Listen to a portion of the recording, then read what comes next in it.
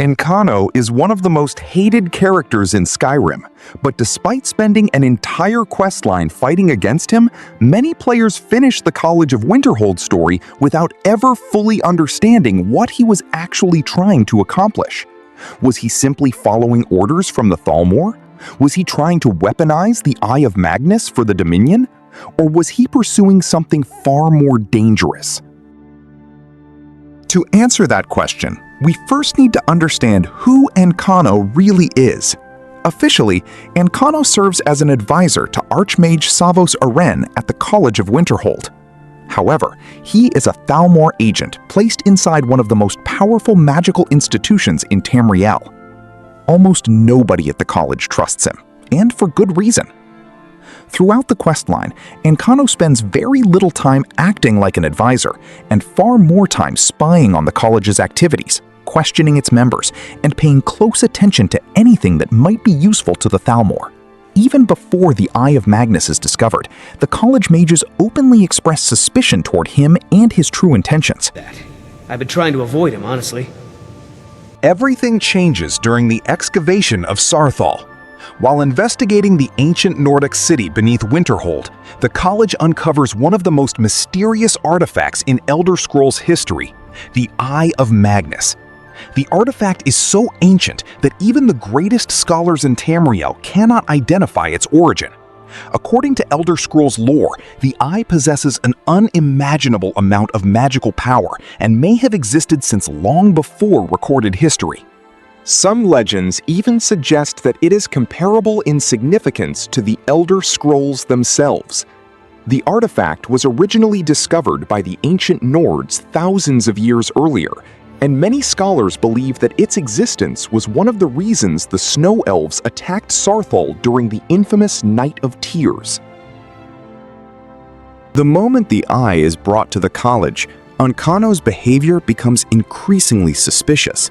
Instead of helping researchers understand the artifact, he becomes obsessed with controlling access to it. He argues with Tolfdir, dismisses warnings from other mages, and grows particularly hostile toward the Psijic Order. This reaction is important because the Psijics immediately recognize that the Eye represents a threat far beyond anything the college understands. While most people see a magical artifact, the Psijics see a potential catastrophe waiting to happen. Ancano, however, sees an opportunity. This is where the biggest mystery begins. What exactly was Ancano planning to do with the Eye? The simplest explanation is that he wanted power. As the questline progresses, Ancano eventually gains direct access to the Eye and begins drawing energy from it. The amount of power involved is so extreme that he becomes effectively invulnerable until the Staff of Magnus is used to sever his connection to the artifact. Even the Archmage, Savos Aren, is unable to stop him. By the end of the questline, Ancano is openly declaring that he possesses power beyond anything mortals can comprehend.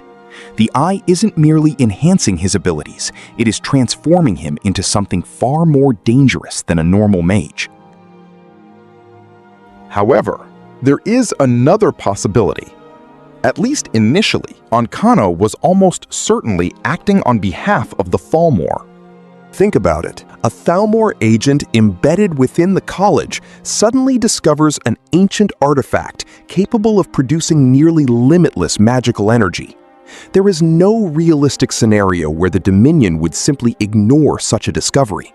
From a strategic perspective alone, the Eye of Magnus could potentially become the most valuable magical asset in all of Tamriel. Reporting it back to the Thalmor would have been the obvious first step.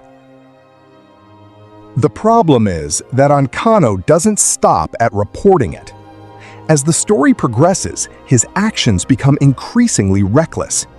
Rather than securing the artifact, studying it, or waiting for support from the Dominion, he begins experimenting with it personally. This suggests that at some point, his mission may have stopped being about the Thalmor altogether. Instead, he may have become intoxicated by the sheer amount of power the Eye offered him. In fact, some players believe that Ancano effectively went rogue. According to this interpretation, he started as a loyal Thalmor operative, but gradually became corrupted by the Eye itself. By the final confrontation, he no longer sees himself as an agent of the Dominion. He sees himself as someone who can surpass every mage in Tamriel, and perhaps even rival forces that mortals were never meant to control. During the final stages of the questline, he speaks about possessing the power to reshape reality itself and suggests that nobody truly understands what he is capable of becoming. Some lore fans connect this to long-running theories about the Thalmor's ultimate goals and their interest in altering the fundamental structure of the world. However, the game never confirms this directly. What we do know is that Ancano was attempting to wield a force so dangerous that the Psijic Order ultimately decided the Eye could not be allowed to remain in the mortal world at all. In the end, Ancano fails.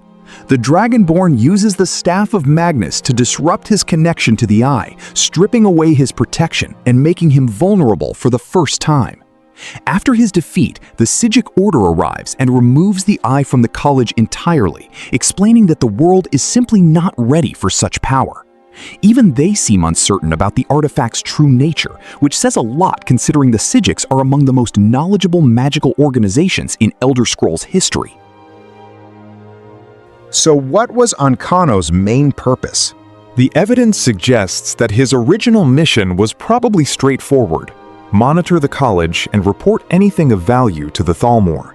But once the Eye of Magnus was discovered, everything changed. What began as a political assignment evolved into a personal obsession. By the end of the story, Ancano wasn't fighting for the Dominion, the Thalmor, or even the college. He was chasing absolute power, convinced that he alone could control one of the most dangerous artifacts ever discovered in Tamriel. And that arrogance ultimately led to his downfall.